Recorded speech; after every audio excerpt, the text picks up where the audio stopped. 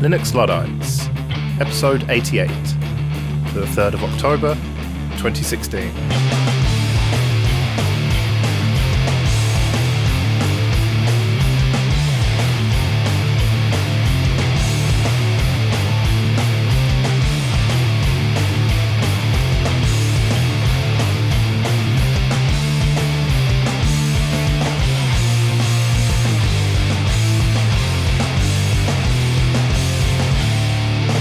Hello and welcome to Linux Luddites, the show where we try all the latest free and open source software and then decide that we like the old stuff better. I'm Joe. I'm Paddy. And I'm Jesse. And on this fortnight's show, we have news, of course, a smashing of your feedback, and then an interview with one of the most talkative men in Linux, Rob Landley. But anything you guys have been up to this fortnight? Well, apart from getting man flu and sounding terribly ill on this part of the podcast, but miraculously not in the interview, not much to be honest. But I hear you've got a new phone. Yes, there's a new toy in the Jesse household. The battery of the Moto X and the cracked screen sort of got to the point where I couldn't hack it anymore. And the cost of a new screen was the same as the sales price of a secondhand of it secondhand. So it kind of seemed kind of pointless to do that. And so I've invested in the OnePlus 3. And it's very nice. It's got some features that I didn't have on my previous one, such as a fingerprint reader, and it's got the little slider on the side as well for changing the volume. No, not the volume. The Do not disturb and stuff like that. Yeah, the notification sounds. Yeah, but like the biggest change is definitely the fingerprint reader, because I know that fingerprints are not replacements for passwords because you can't change them, and there's all that thing about, once your 10 fingerprints are in the public domain, you don't have a password anymore. But it is incredibly useful for example, you can pay on contactless with it because it has Android Pay. And my previous phone, because I'd unlocked it or put a different ROM on it, for some reason Android Pay didn't work in a similar way that I know you've had problems with the Barclays app. Well, not personally. That was just someone who I was sorting out a pretty knackered old phone, to be honest, and I wanted to put CyanogenMod on there, and so I was testing the Barclays app on my phone and it wouldn't work because it says it's rooted even if you turn root off. Yeah, so that was the same sort of problem I had, and I'm a little bit cautious about putting CyanogenMod on this one because it will require rooting it and getting it on there, so I'm not so sure. But I've been playing around with Android Pay, and it means I can do contactless payments with it, just unlock it with the thumb and pay it, and also you can do Oyster cards with it as well, so even fewer things carry in my wallet if I don't even have to carry a card, which is quite nice. And is this one of these newfangled phones where you have to get a cordless drill out to make a hole for your headphone jack? No, it does have a headphone jack, so that's fine. Although it's on the bottom, which in my world is the wrong place. Yeah, that is the wrong place as well. It should be on the top, but I think that's where iPhones used to have it. But they actively advertise, I think, on the OnePlus website, don't they, that it's got a headphone jack. It's sad that now has to be the case, but it's true. I mean, I think there are some Android phones that don't have headphone jacks, aren't there? Yeah, there's a few. They're increasing in number, I think.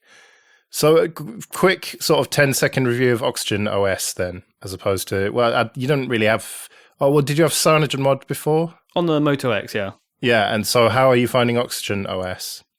The only real difference I see is the fact that it's got a different home screen slider layout. You can get the Google launcher, and this has got where the Oxygen launcher is, and you can't seem to change the icons. So I quite like the Velour, I think it's called, icon pack, which is sort of a flat icons. And rather than when you're on the Google launcher, you can swipe left to get to your Now cards and stuff. It has their own version where you can sort of take memos, and it's got most used apps and sort of the weather and stuff, but it's just not quite as useful. I suppose I'm not really invested in it. But other than that, it's got a lot of the same functions and stuff you'd want from CyanogenMod. And I haven't really got to a point where I've delved in enough to think, oh, that's the thing that's missing, or this is missing. But I'm likely to go back to the Google launcher, and then basically it's, as far as I can see, stock Android. I don't really have a problem with Oxygen OS. It'll be a matter of time before you start putting ROMs on there, because if it's anything like the OnePlus One, it's really, really easy to do it. It's basically like a Nexus, where you just unlock the bootloader and then flash whatever you want. So I reckon give it a few months and you'll be well off stock. Yeah, I wouldn't even call it in months. So watch this space. Well, enough chattering about mobile phones, which devices most of our listeners don't have. Should we get on with the news? Yeah, let's do it. So first up in the news, mobile phone news. So Firefox OS is dead, which we kind of knew anyway, didn't we? Yeah, this is just an official announcement, I should say. Don't be so picky. That's my job to be a grammar Nazi and spelling Nazi, Paddy. It's just a little typo. Let's not get bogged down with that. So, yeah, I mean, the bottom line is that Mozilla are not going to spend any more money on Firefox OS, and they see it as potentially being on some devices, but it's up to the manufacturer of those devices to spend the money developing the software. And they're not very hopeful. In the announcement, they're fairly clear that that's not likely to happen. And so, although the code is there, it's pretty much a dead project. Yeah, they're sort of rounding the code off to a final stable position and then saying, that's it, we're done. Because I think last time we covered this, we were talking about the fact that the phone software, the Firefox OS phone software, was dead in the water, but they were maybe, dare I say it, pivoting towards looking at sort of Internet of Things devices and TVs, so a slightly different market. But now they're just saying that anything that's on that code base is not going to be continued, so don't look for your Firefox OS TV or a sort of streamlined version for Internet of Things. And so this means that that's one more player officially dead in the Linux-based mobile OS alternative to Android ecosystem. So what have we got left? We've got Ubuntu, Sailfish is pretty much dead as well, and Tizen, which we haven't heard that much from. It's certainly not in the West, at least. So your only choice, really, for an alternative to Android is Ubuntu. And Purism. Oh, yeah, I suppose, yeah, they're looking to do one, but that seems like a bit of a pipe dream. I did fill in the survey, but we'll see. I basically said I want all the best specs for $100, so that probably wasn't very helpful. Now, I think I said $400 or $500. Okay, as normal, this seems to have passed me by. So this is a Purism OS phone or just a Purism OS operating system for existing phones? Well, it's speculation from Purism. I've got a survey that you can fill in because they are thinking about possibly making a phone that will run a properly FOSS operating system, which seems a little bit of a pipe dream to me. But hey, the survey's there, fill it in, and then they're going to kind of decide whether or not they should actually go ahead and do a Kickstarter or whatever. Well, it wouldn't be Kickstarter with them, would it? But in order for them to get it made. Okay, so it's likely to be a 4-year-old phone at today's prices. Probably twice today's prices, yeah. But dragging it back to Mozilla, it looks like Firefox might well be using Chrome's PDF viewer and Flash plugin in the near future. Because, again, they don't feel they've got the developer resources and money to continue. Because at the moment they're using pdf.js, which is presumably a JavaScript-based PDF viewer, which seems to work quite nicely for me. And instead, they're thinking, well, why bother maintaining that when we can just use PDFium, which is the one that Google are paying to develop, which seems reasonable on the surface of it, but then you're totally beholden to Google. And if they decide to stop supporting that and they just go for something proprietary instead and stick that in Chrome, and then there's nothing in Chromium to use and therefore nothing for Firefox to piggyback off, then they're going to have to ramp up the old JavaScript one. Now, I've been hearing really good reports about the speed up that's been occurring in Firefox recently. I must admit, I've never seen anything comparing it directly with Chrome. But do you think that's where all the effort's going at the moment, just trying to speed things up and everything else is ancillary? Well, hopefully, because that would be a pretty good strategy, wouldn't it, to actually compete with Chrome on the core functionality and stop getting distracted with things like Firefox OS. And as you say, just make a really fast, secure browser that uses open standards and goes back to what they started doing in the first place. I kind of feel you've just undone your last discussion there, Joe, about them not wanting to take things from Chromium or from Google Chrome in case that then goes down. Well, the thing is that there's a trade-off, isn't there? Because either you spend loads of resources on sort of covering your bases, or you just accept that there are other open source projects that you can pull into yours and just gamble the fact that they will continue to be developed. And sort of if they stop being developed, then cross that bridge when you come to it. Yeah, I agree with that, and I think that the idea of having Flash plugins, like, hasn't that died yet? And probably when Google says it's dead, it will be dead. So you've only got the PDF viewer that you need to really concentrate on. But I mean, on the speed ups that you're talking about there, Paddy, I've heard sort of 400% increase, huge numbers for the speed increase that they're able to get from the new code base they've been developing. So if that is true, it's got to be up with Chromium, if not faster. So it'd be really good to see when it releases as to whether or not it's as fast as they claim it is. Well, as a Firefox user still, I've yet to see any of this trickle down because I'm just using the main version of it. But as you say, when we get these features into the mainstream version of Firefox, I'm really looking forward to it improving vastly in speed, but we'll have to wait and see on that one. Yeah, and the final piece of Mozilla news this fortnight is that they're looking at kicking out a Chinese certificate authority called WoSign from their trusted program. It's because WoSign, according to Mozilla, have sort of fallen foul of a number of areas. For example, the SHA-1 certificates stopped being accepted in, I think it was 1st of January 2016. And so what Mozilla have found is that this WoSign certificate authority have backdated the SHA-1s to allow them to be used for things that, had they done it at the time, wouldn't have been accepted. So they've also fallen foul. For example, they've issued certificates for GitHub to university student.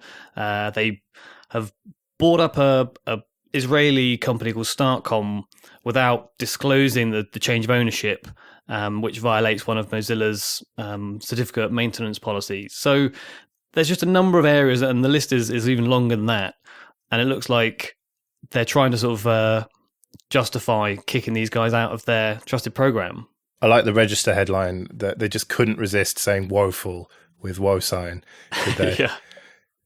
But call me cynical, but could this possibly have anything to do with Let's Encrypt and Mozilla being a big part of that? You've gone down exactly the same route that I was going to. I mean, there's certainly that side of it, and making Let's Encrypt successful seems to be in everybody's best interests that's involved here. There's also this sort of trade fights that are going on at the moment between the States and the Far East and China, which I suspect may have something to do with it. I mean, you look at the press that Samsung have had, and I know that's not a Chinese company, but it's out in the Far East. And we've had all this stuff about exploding phones, which is fair enough, but it's been played up very big. And washing machines. I was going to say, now they're talking about exploding washing machines. I mean, someone seems to be making concerted effort to shoot them in the kneecaps. But yeah, Mozilla's ties to Let's Encrypt project are absolutely in your face, and I can't believe it didn't play some part in this decision-making process. I mean, the big deal here is whether Google will follow them down the same route, because Mozilla really do have a fairly small percentage share of the browser market at the moment, don't they? Well, yeah, that's true. If Chrome doesn't revoke their certificates and stop trusting them, then it doesn't really make any difference to WoSign, does it? Because now Firefox is fighting for 4th place, where once it was fighting for top spot.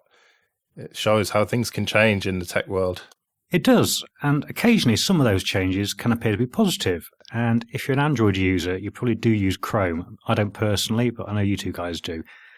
And apparently version 54 beta will allow videos that are playing in the background to continue in the background. And that's something that's not happened before. So if you're listening to some music or something, switch to a different app, the sound would go off. And that's being fixed so that you can carry on listening. Yeah, for me, I think it's less about music and more about you might be listening to a talk or something like that where the video is not that important. And then you can switch to another tab or application and it'll keep playing in the background. And it's something that I have really wanted to happen for a long time. So let's hope that the final release of 54 comes soon and we can just have that on the normal version of Chrome. I think you two live in some weird little bubble. Who on earth watches YouTube on a browser on Android? You use the YouTube app. Well, yes, but if I had the choice to play things in the background, then I would just use the mobile site. It drives me up the wall that if I'm listening to something on YouTube in the application and then swap apps, it stops. Yeah, you get a notification, I need to reply to that email quickly, especially if it's something like, yeah, okay, see you then. And then the YouTube video stops. So I would probably be inclined to stop using the app and start using the mobile site instead. No, It's funny because I think this is one of those examples where Paddy is more hip than I am, because if I'm watching something on YouTube, it's invariably like an instructional video or one of the few kind of tech channels that I catch up on what's going on in the tech world.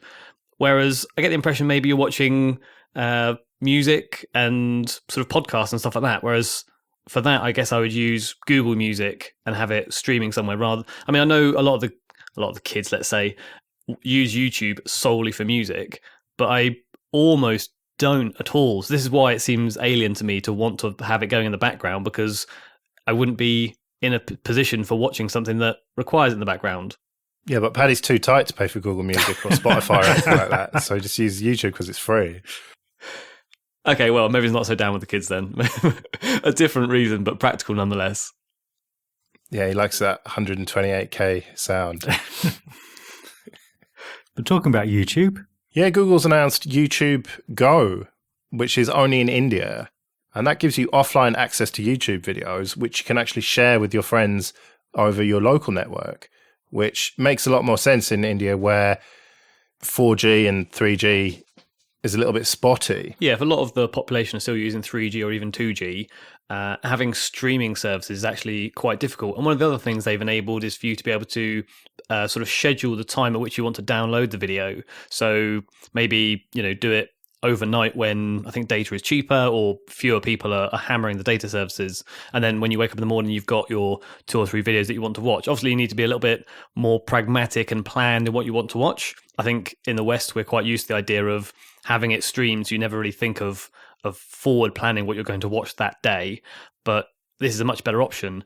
You also get to choose what resolution you want. So, for example, if you're on 2G and it costs so much per megabyte, you can define how much you want to pay for the video based on the resolution. And that resolution doesn't even go up to HD, because if you're downloading it in HD, you probably have enough bandwidth just to stream it. So it is a very different proposition from the YouTube applications that we're used to, streaming everything in the West. Yeah, related videos on the side, that kind of idea of just getting lost in YouTube holes. Yeah, and the autoplay that kicks on the next one and you find yourself, 5 videos down the line and your evening's disappeared.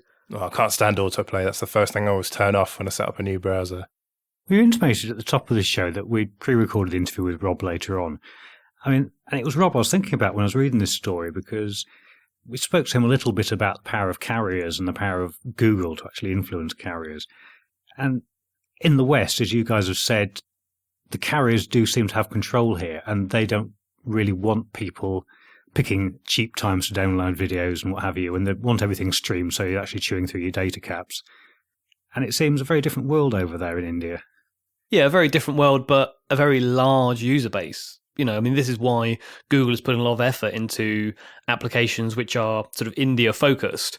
And we move on to Allo and Duo, the two. The messaging app is Allo, and it's a video app, Duo, isn't it? It is, yeah. It's not out yet. It's the one, if you remember, when they presented it in the first place, that you had videos playing on your lock screen. That's right. And you could sort of pre-see what the person was going to show you. You could see their video before you answered the call, sort of thing. Yeah, I think we had some doubts about how that would work if you're sat in a meeting and somebody does a prank call on you or something. Hang on, you say it's not out? Well, I have got it installed on my phone now. Oh, maybe we're a little bit late on the news. We're clearly well behind the times. Yeah, and I've tested it with a friend, and I didn't test the lock screen stuff, but otherwise it was a perfectly serviceable video chat app that was unremarkable. Basically, it just did video chat and nothing else. Well, if it's unremarkable, then it's definite improvement and a step up from Allo. Yeah, which we tested, didn't we? And, well, I mean, that for me was unremarkable in a way, in that it didn't offer me anything that I can't get from Telegram or WhatsApp or any of the others. And in that description, I think you sort of stumble across where I was trying to get to with the point about Google making applications for India, because what you would think a company like Google would do is make one messaging and video streaming application as one app, so that it does everything in one, and you can either choose to video call or choose to message and add, GIFs and emojis and things like this, all in one place, which like a sort of pimped out Hangouts or I guess what Hangouts is at the moment, really. But what they've done is split it up so that Allo is competing, as you described, directly with WhatsApp, like the biggest messaging application there is. And Duo is then a second one that does what WhatsApp doesn't do. And by targeting it this way, it does feel as though they've managed to say, well, if you're using WhatsApp already, which most of India is, you don't have to install Allo, but you can install Duo and get the additional features that you can't get from WhatsApp, like, well, basically solely the video calling. And so they will run side by side. Yeah, there's been a number of people pop up and attempt to explain this sort of split of applications out on the web. And what you've just said there, Jesse, is one of the explanations I've heard. The other one, of course, is that because Facebook has kept everything separate, that's a good enough reason to keep them separate. And that actually was one of the guys from Google came out with that, which seemed like a very weak explanation to me. So you're just not having it that this is aimed at India and those kind of markets, and it's not aimed at the West? I'm not sure. Say the link I'll stick in the show notes is also one I tweeted out earlier in the week. I thought it was an interesting sort of take on things that it could be because it's aimed at India. It certainly wasn't sold that way initially when they first showed it off, was it? Well, no, and I suppose maybe they should have just released it over there if that's where they were aiming it. And then those who were really desperate to try it could have got APKs or whatever. Yeah, it was certainly announced over here as a flagship. This is what Hangouts will become. Look at our two applications. Whereas, as we've discussed, YouTube Go has just come out in India without this big sort of Western announcement. And so it just seems like a very sort of mixed message from Google. And let's be honest, they do seem to do this quite a lot of releasing something and then you're not quite sure where it fits in the ecosystem. Why do we now have 3 or 4 messaging applications from Google? It just seems like a poorly planned and poorly executed kind of strategy, which has left, well, certainly us and I assume other people a little bit confused. Yeah, I don't want to rat-hole it either. We need to move on. But before we do, I think there's a couple of things I really want to mention about Allo. Joe and I tried this out, and a couple of things of note. Firstly, privacy. When they announced this product, they said that messages would be end-to-end encrypted and people wouldn't be able to see them. That's turned off by default. So by default, Google will see everything you've got going on there. And partly they need that for the assistant, which is this sort of weird and wacky artificial intelligence thing that's supposed to talk to you, which I found to be interesting. We were trying to ask it the most ridiculous questions we could, and it had somewhat stumped it. Whereas if we'd asked it sensible questions, maybe it would have been better. So is there a way in which you can invoke questions to this sort of Google Now response? Well, yeah, you either say at Google or at Assistant or something, I can't remember exactly, or you just ask a question and sometimes it will just randomly pop up with its own answer. So even if I was talking to you and I ask you a question, it would just randomly pop up and answer it, which is a little bit creepy and freaky to me. It seemed that way to me. And there was also the thing about it prompting you with automatic responses to actually save you thinking of how you're going to respond to a message someone just sent you. And although they were sort of generally quite sensible, I mean, it would sort of say you sent me a message and then underneath that I could say, okay, yeah, or no, or something like that. I don't know. I mentioned to you at the time, it seemed to me that this may well kill our art of conversation a little bit because we're not having to think about our responses. We just press a button that seems vaguely right, and a lot of the nuance will go out of that conversation. Well, I've been doing that for years already with SwiftKey, so it hasn't killed my conversation yet. It's just often it will sensibly say things like, okay, cool, yes, whatever, the kind of stuff that I say all the time. Yeah, they're flippant, quick responses that you're going to write anyway in a rush rather than, any kind of input that you actually want to make. Although I do remember the look of pure joy on my dad's face when he got a new phone and it did these predictive next words based on the things you say or I don't know quite how it did. It was a Samsung thing. And he just sat there writing sentences by pressing whatever the word that was suggested was and was just hilarious as to the sentences that came out. Yeah, it was like a kid for about 10 minutes. All right. Anyway, enough phone talk. Let's move it on to other Linux devices. And specifically the Raspberry Pi. And I'm not quite sure why I've given myself this story because it's only in the last couple of weeks I've got my hands on a Raspberry Pi, courtesy of Joe. And I was intending making this new Pixel thing, the first distribution that I installed.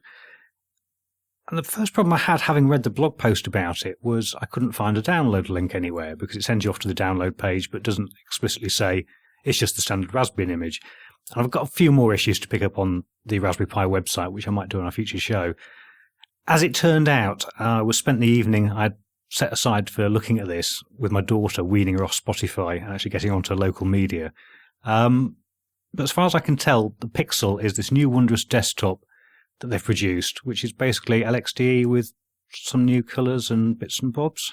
Well, yeah, it's always had LXDE Raspbian, and it's been a very old school, early 90s looking theme. And I've been saying for a long time that probably puts people off switching to Linux. And so I've advocated a switch to a more modern theme for LXDE. And so they have finally updated it.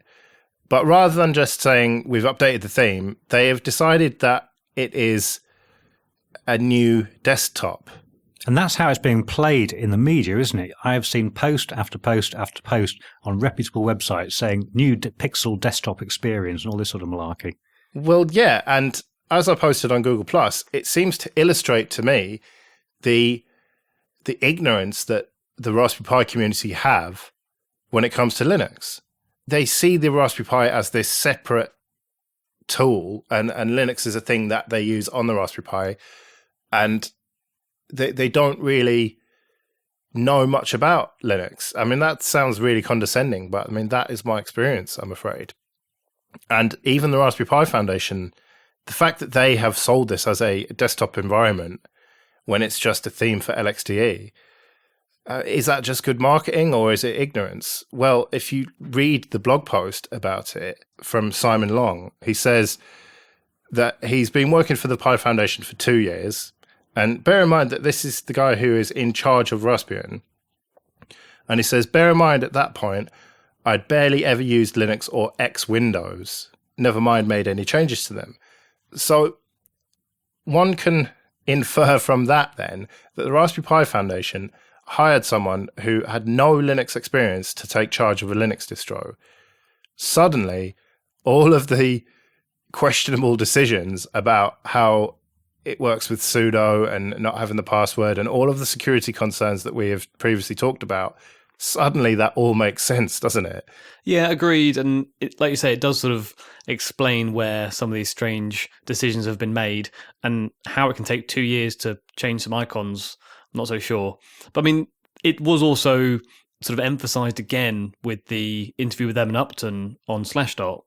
Yeah, where he says in that FOSS is not their priority. It's not really on their agenda. Their agenda is all about education and all the stuff that I've said previously that I had assumed. And he's put that out there as fact now, which is fair enough. They've sold 10 million units. They're focusing on teaching kids coding, and they're using open source tools to do that. They've built their whole empire on Linux without fully understanding and really caring much about it. And is that a bad thing? I don't know.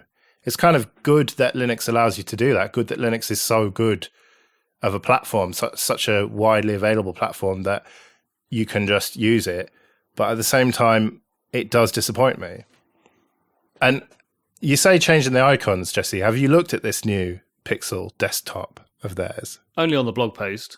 Right, because I fired it up and I couldn't help but think that it needed to be brought up to date. And as I say, it was sort of early 90s, say 1993. And I feel that they have really brought it up to date if the date is 1998. They're quite cartoony, aren't they? They're just, yeah, specifically the folder ones. I mean, they've been designed in-house and I feel bad dissing them, but at the same time, they don't look very professional. If you look at things like Numix, I know, Paddy, that you don't like them, but and some of the other icon packs out there that are really good and that you can use for free, and yet they've designed their own and they're just a bit lackluster, really. It's better than it was before, generally, the whole aesthetic of it, but I always come back to Rock OS, which is based on Raspbian. It's for cryptocurrencies, so it's not really that relevant unless you're into that stuff, but the theme for that is really, really good and modern looking, and such a contrast to Raspbian. And it feels like if they can do that, and that's a small team running RockOS, then professional people getting paid to do this full time could surely do a better job than they are doing of it. But Paddy, have you finally used that Raspberry Pi that I sent you then? I haven't, no. I got it plugged in with the SD card written with this pixel desktop-y malarkey. And I say my daughter decided that she wanted to scrap a Spotify subscription because she was spending too much on that out of her pocket money. So I spent the whole evening getting photos off her phone. I mean, how do you get gigabytes of photos at that age? I don't know. Free up space for actual media on there and then showing her how to rip CDs and do all this old-fashioned stuff that I'm sure all of us have done. So no, I haven't. But hopefully for the next show, I'll be able to report back on what it's like being a Pi Virgin. So you won't get the scrolling text, because there's a couple of changes they've made as well, not just for the visuals of the icons when you get into it, but when you normally boot a Pi, it churns through all of the setup and intro, loading screens and things. And they've changed that just to have a splash screen. They've got like a more fancy login screen. And the other change is that you can turn on and off the Bluetooth and the Wi-Fi from the Pi 3. So there are a couple of changes under the hood other than the visual ones. We should maybe clarify that. Yeah, I think being able to turn Wi-Fi and Bluetooth off from the GUI is really good. Like you can with Network Manager, for example, you can turn Wi-Fi off or network in completely, because there will be projects where you're not going to need them, especially Bluetooth. So yeah, that's a very positive thing. And the splash screen, it makes it look nicer, I think, but it would be good if you could press a key, escape, for example, to see the verbose output, because if you're trying to debug something, then that is really useful. And a lot of people were saying that. So I think that will be coming probably in the next version or maybe the one after. Or maybe in the same way that you can choose to go to the desktop or boot to the command line, you can maybe select, hide all of this output or show all this output, depending on how you want to use your device. Well, that's how you do it at the moment. If you want to see all that verbose output, you have to boot to command line, and then you could just manually type *X. So yeah, I suppose it's not that's a reasonable compromise, but it'd be nice, as I say, if pressing one key, escape seems the logical one to me. You never know. That would be the way I would do it. But all in all, I think it's better. It is better than it was, and it doesn't look quite as horrendously ugly as it did. But given the fanfare with which they announced this, I think that we're not going to see another improvement for another 2 years, which is a bit of a shame, really. And let's also not forget the fact that LXDE is dead or moribund, and it's all moving over to LXQt, for which they don't seem to have many plans. There were people asking about that in the comments, and Simon did make a few vague statements about it, but I don't know. It seems that they might be looking to take on a fork of LXDE, which is potentially a risky thing, although it's not that complex in the grand scheme of things. Really, they should be looking to move over to LXQt, I think, or maybe even XFCE. It is fairly light. I don't think it's going to be that much heavier than LXDE, especially if it's configured correctly, but who knows what they're going to do. Or you could just load Windows 10 on it. Windows 10 IoT, yeah, and not do anything else with it. Great plan. Well, we're not going to cover Microsoft on that sort of route, but Microsoft have got into the news this fortnight because they apparently have stopped you from installing Linux on some Lenovo devices. These are the yoga books and the sort of the tablet with the keyboard jobbies. And then it turned out that maybe it wasn't Microsoft that had stopped it. It was in fact Lenovo. So the yoga books that are affected is the 900IS K2, the 900S and the 710S. Never heard of those, but if you're into Lenovo, you will have done. And they use Intel hardware, and the storage on that can either be set as standard or as RAID. And in the RAID setup, there's no support for Linux, or Linux doesn't have the drivers to be able to access the hard drive when set into RAID. And these Lenovo devices have it set as default to go into RAID and has a proprietary driver. So if you want to then install Linux, you can't, because Linux doesn't have the driver to view the SSD, so you've got nothing to install to. And so it was a bit of a misconstrued story saying that Microsoft were trying to stop Linux being installed, when in fact it was Lenovo and the hardware they've decided to use that are the problem. Yeah, and the big question mark, of course, is whether it is actually Lenovo's fault here or just plain old Intel we ought to be blaming, because it appears that Intel were working to specs they'd been given from Lenovo, and the only way they could meet the power requirements was to go down this weird and wonderful route. So certainly Matthew Garrett's parking the bus of blame directly outside their front door. Yeah, agreed. That's the way I've read through the stories and got to, is that Microsoft is just, the end install. It's not really their fault. Lenovo have set this up in a strange way, but they're basically sat on top of Intel hardware, and it's that hardware that's the problem, because there are no drivers for Linux. So if you're looking to install Linux on one of these Lenovo devices, avoid them and find something else. Well, sticking with Lenovo and Intel, they're both part of the FIDO Alliance, and we've spoken about this group before, which was formed back in 2013. And the idea, their remit really, is to try and get some interoperability going between all the various sort of secure authentication technologies that are out there. And they seem to have done a lot of talking to date, but not a lot of action. And that appears as though it's going to change, because Lenovo have said they're going to be releasing laptops going forwards that include biometrics from Synaptics, so you can log into PayPal and such like, using fingerprint readers. The biggest question I have is, what about fingerprint readers like on Jesse's phone? Because fewer and fewer people are using laptops and more people are using phones. So surely that would make more sense to target those kind of devices rather than old school laptops. But isn't it a case of having a way that you have security through basically two-factor, rather than just having a password which can be lost or stolen, as we may come on to later? You would have to use my fingerprint, for example, on my phone within Bluetooth range of my laptop to get that authentication, and then log in with a password to get that dual. Isn't that what they're looking for? Like ways in which you can more easily have either biometrics and passwords, or double biometrics and things that are, like Paddy said, sort of integrated across not just Google or Apple, but across everything. Yeah, but that's not how I read this story. As far as I'm aware, this is just including a fingerprint reader on the actual laptop itself. I mean, what you're suggesting does seem to make an awful lot more sense, to be honest. But I guess the question is, why are we wanting to move away from passwords? I mean, what's wrong with passwords? Well, passwords get leaked, and that leads us to our shocking news story that Yahoo has 500 million users. Wait, that isn't current time though, is it? Because this is actually technically an old news story. Oh, that's true, actually, yeah.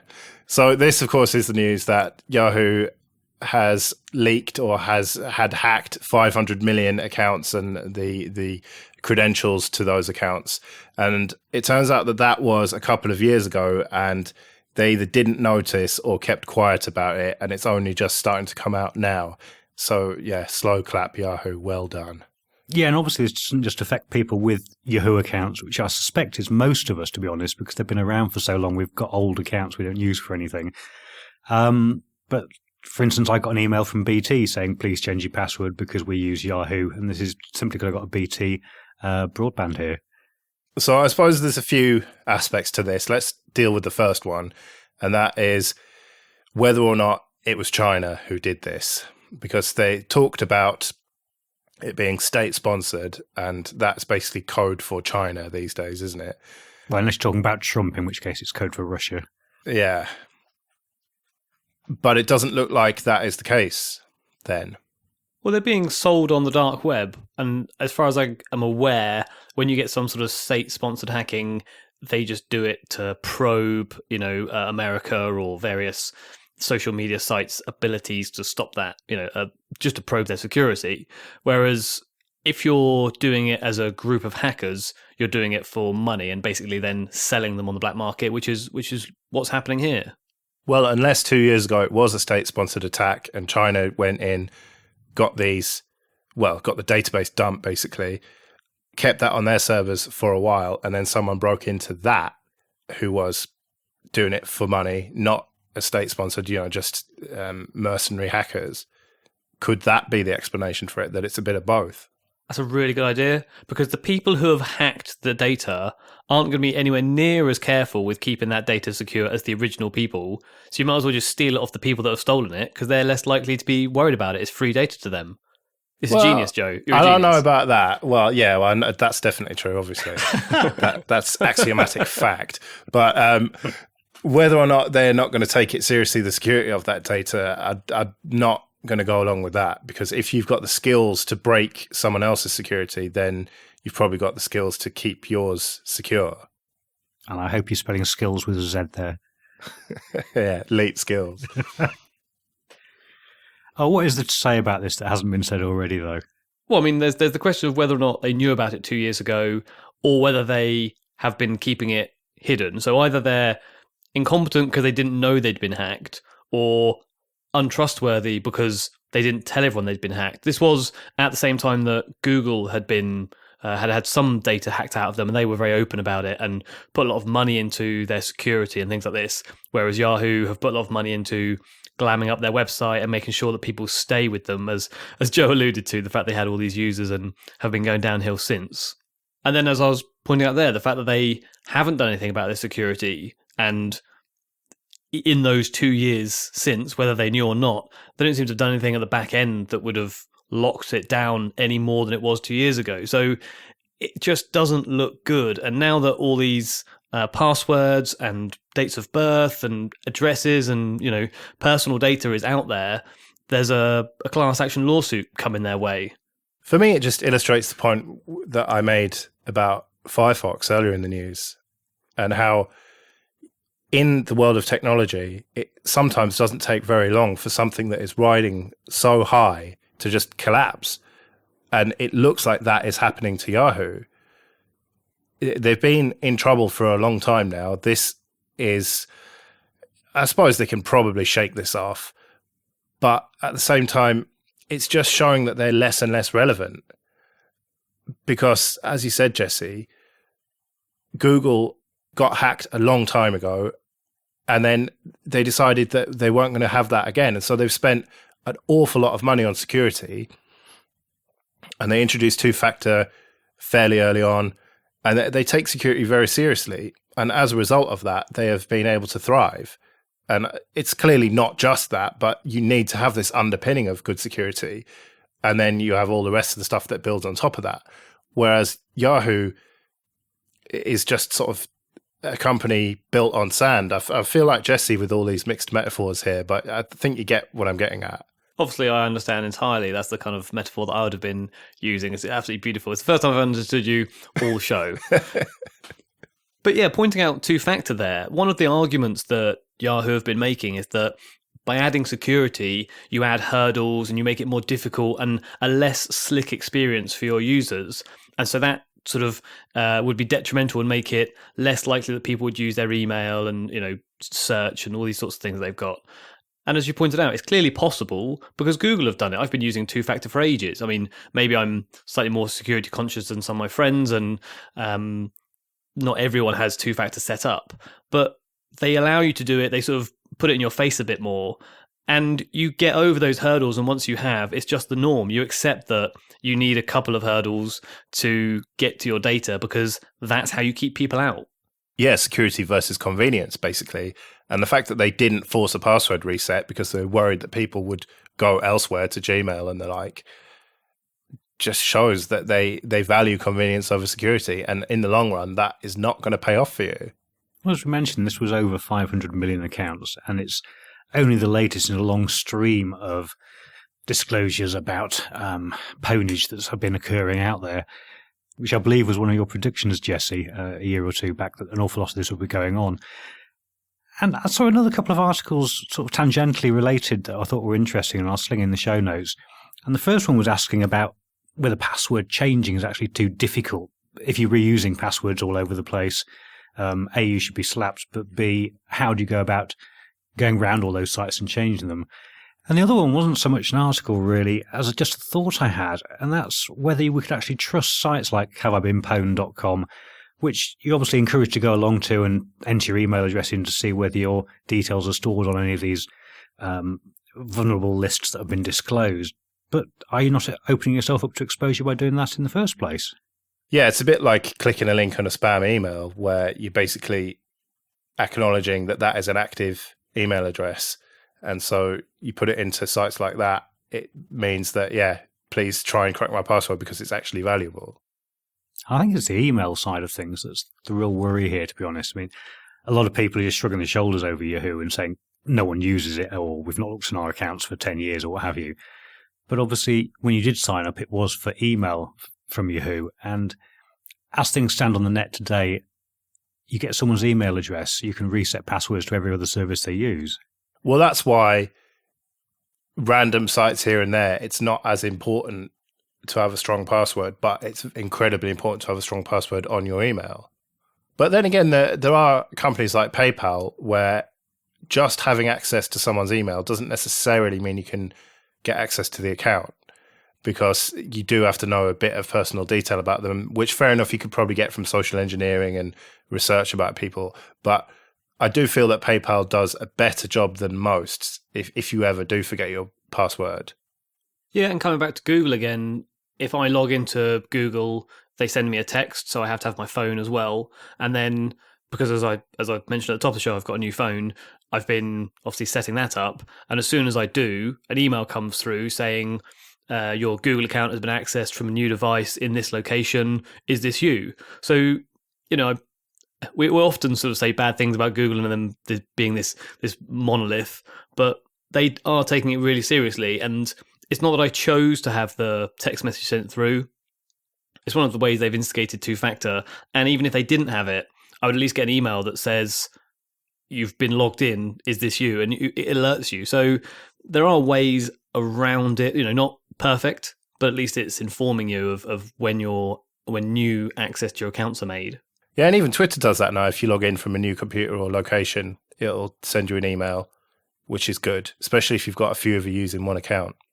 So I think that there are companies who are pushing forward with this, and it hopefully will be a case of just having access to someone's email or password won't be enough, because there are other steps you can take to kind of mitigate that. Well, let's stay on the security side of things, but wrap the news up with a more positive story, hopefully. And that's about Orwell, which is supposedly the first open source physically secure computer. Yeah, so the last topic is all about how if you get hacked, a lot of your data can come out, but that's all through just the software side. And it's generally accepted that if someone has physical access to your computer, it's game over. All bets are off. They can take the hard disk out. They can put a live CD in, or whatever it might be. Unless you've got encrypted partitions, then that they can get into it, and you have to accept that it's been compromised. So to get around that, Orwell have produced this computer which is trying to be secure from a hardware point of view as well as a software point of view. And to do that, it has a dongle which is paired with the device, and when the dongle is within range, it unlocks the device from the inside. Well, that's a stupid way of putting it, but it means that the hard disk is unencrypted and allows access to the data, and so the processor can start up and you can boot the computer. Whereas when the dongle then moves away from the computer, it auto locks, and it has sensors within it so that if it moves, it will lock down internally so that the hard disk, which is entirely encrypted, is no longer open and accessible. And then it also has a physical sort of mesh on the outside that if it's pierced, it detects the fact that the outside is compromised, and it again it just deletes all of the keys, so the data is lost. And so while it is a entirely sacrificial thing, if you've got data on that computer which is paramount to be secure, you don't mind if it's been deleted, because you should have a backup somewhere or what have you. And so it's, as Paddy said, it's a physically secure computer, which is the first I've seen of, if I'm honest. And so it comes with either Ubuntu or Cubes OS or Windows 10, which I think is quite a sensible thing to offer it with Windows 10, because as much as we in the Linux community think, well, why would you want that? The reality is most people want that. So I think that's quite a good idea. It is incredibly expensive. You're looking at $700, and that's not even with the glass case, I think. So it's very expensive for what it is. It's quite a beefy and efficient little machine. And the expense is clearly because of just all the usual reasons, economies of scale and that sort of thing.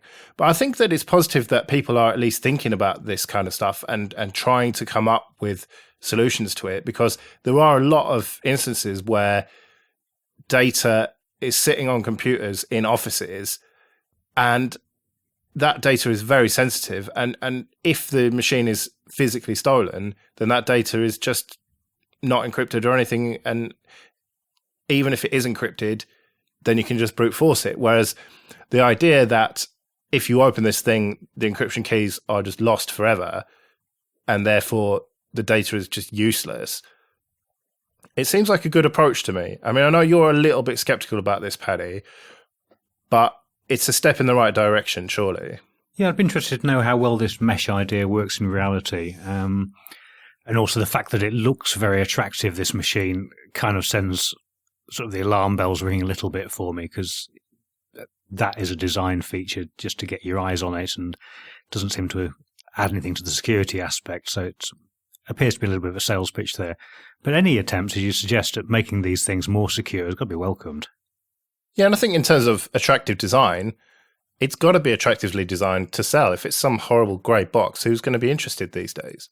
Yeah, you can make anything look nice. It's a nice addition to have rather than, let's say, a dull grey box. And also they do have their designs for that interestingly attractive box is all open source, and the PCB inside, they sort of say, security through obscurity is not really security, so they've open sourced everything, made it all available, and they're going through various checks with security agencies or sort of third parties to test it and see if it can reach a certain number of grades of security levels and things. So it's going to get an NSA approved sticker on it or something, is it?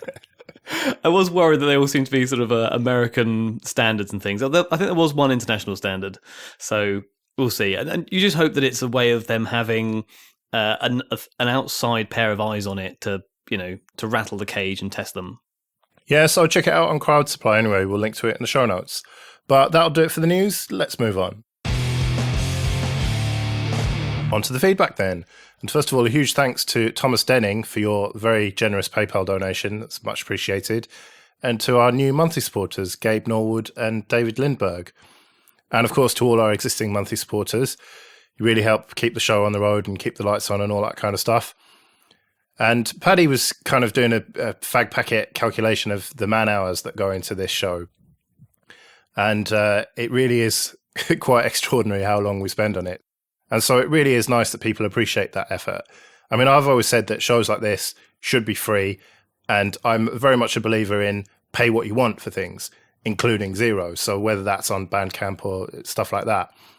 And so if you're listening to this, I ask you, what is it worth? If it's not worth anything, brilliant. Keep listening. Tell someone about it. If it's worth a couple of quid a month, then give us a couple of quid a month. That would be brilliant. But onto the contact details then. You can email us at show@linuxluddites.com, or if you go to the website and have a look on the right there, you'll see links to the Twitter and Facebook and Google communities, or you can always leave a comment on the website. Well, before we get into the feedback proper, just a quick plug for Linux Presentation Day 2016.2. Now, as far as I can make out, this is an effort to get Linux in front of people and tell people about Linux. I mean, on the website it says include the whole width of the Linux community, which kind of is clearly translated from German, but gives you an idea of what they're trying to achieve here. As I say, this started off in Germany, but is spreading throughout Europe. And there are quite a few events going on, aren't there, Joe? Yeah, throughout Europe and in other countries like the UK as well. Blackpool and Hereford and Bristol, that kind of thing. And yeah, it seems to be quite widespread now. I remember hearing about it when it was just Germany, and it seems to be spreading, which is great news. We should get one going in London, maybe, Jesse. Yeah, agreed, because then anyone that we present to won't know any better and couldn't be able to correct us when we make mistakes. It sounds perfect. It's because they're showing it as being aimed at quite normal, in quotes, computer users who don't know about Linux, and it's just sort of showing everyday situations with Linux, and they can ask questions and things. So yeah, if you know someone who's interested in Linux and they don't want to hear you spouting on about it, maybe find one of these events, and as you say, all over Europe. Yeah, we'll stick a link in the show notes. It's coming up very shortly. It's October the 22nd, so it's only a couple of weeks' time. But with the events being spread all over the place, there ought to be one fairly local to you. Okay, well, kicking off with the feedback, we start with Cubicle Nate, who wrote in to say, I'd like to hear some discussion about having choice versus synergy on these different open source projects. Right now I have at least a dozen choices for mail clients and even more for browsers. I can make a great case for using Firefox and fairly good case for using Chrome or Chromium, but I have a hard time making a case for the myriad of others. Opera has a great and rich history, but it doesn't bring anything that Firefox doesn't. A part of me would like it if developers put those efforts into more popular projects. However, I look at the other side of it and like all the choices because that's where new ideas come from. Where is that line drawn? We could do a whole show about that, probably, that subject. It's a subject that's rattled on throughout the whole of this show's history and for the previous sort of 20 years, or at least. It's a very tricky one, isn't it? Because do you either consolidate all your efforts into a very small number of projects, or do you spread them wide and have loads of choice, breakfast cereals and all that? And I think the line...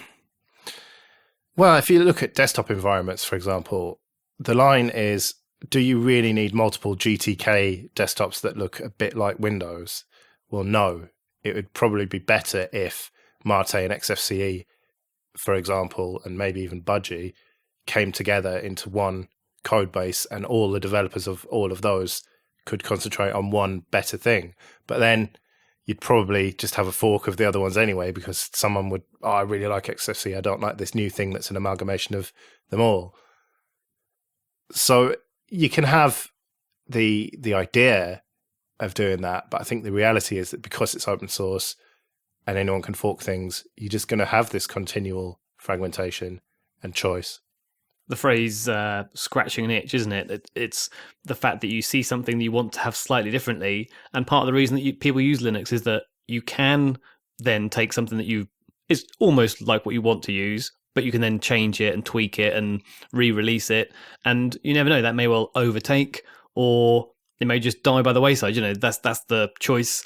And if it's people's own time, you can't really argue with them choosing how to spend that time. Oh, and that's delving back into the old professional versus hobbyist argument, isn't it? So let's not go there and move on with Marian Gasparovich, who wrote in regarding the Nextcloud box. And Marian said, in the last episode, you were wondering why the box supports the Raspberry Pi 2 and not the Pi 3.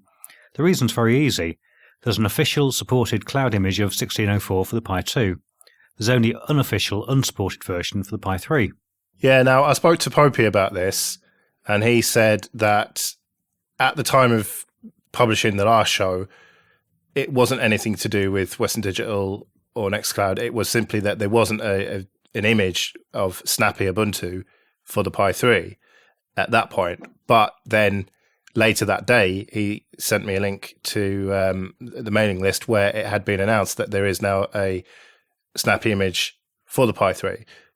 So it will support the Pi 3 almost immediately, which is good news because it does have that extra power. And so it turns out it wasn't anything to do with heat, and it was simply a software issue.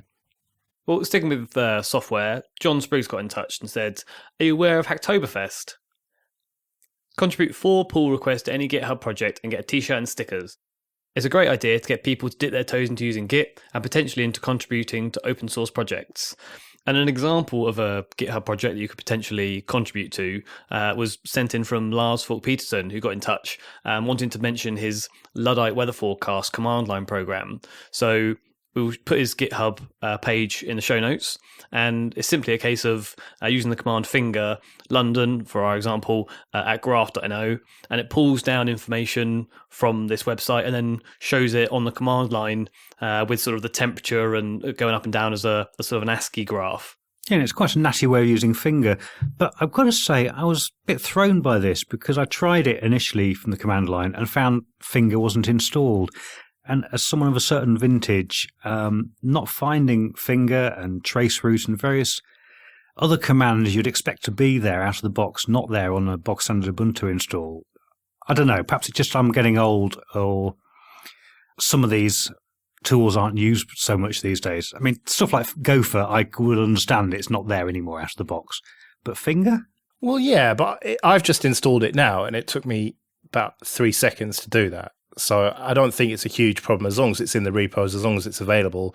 Why bog down installations with bloatware, effectively, that people are never going to use?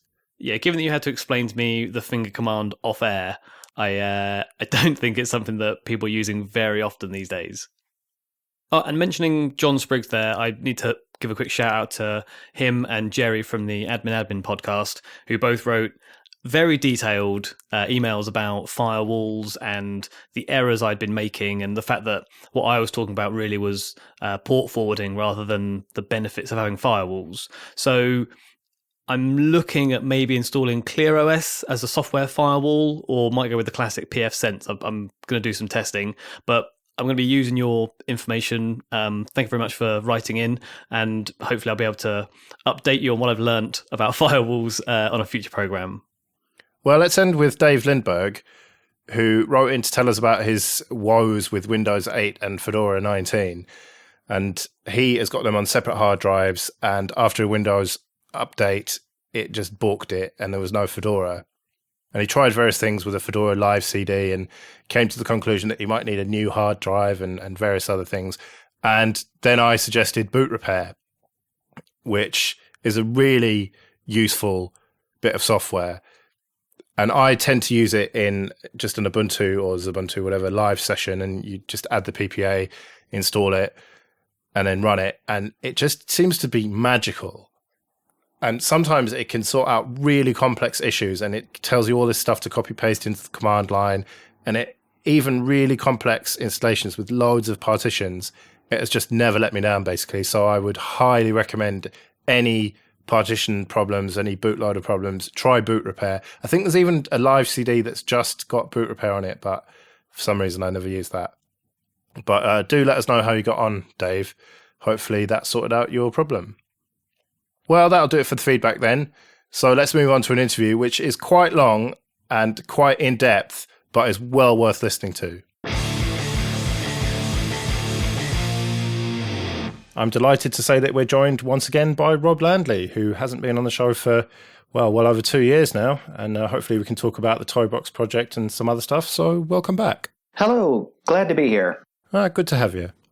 So let's start with the recent discussion on the Kernel Summit mailing list, where Karen Sandler proposed to give a talk about GPL enforcement. And that conversation ended up happening on the list rather than at the conference.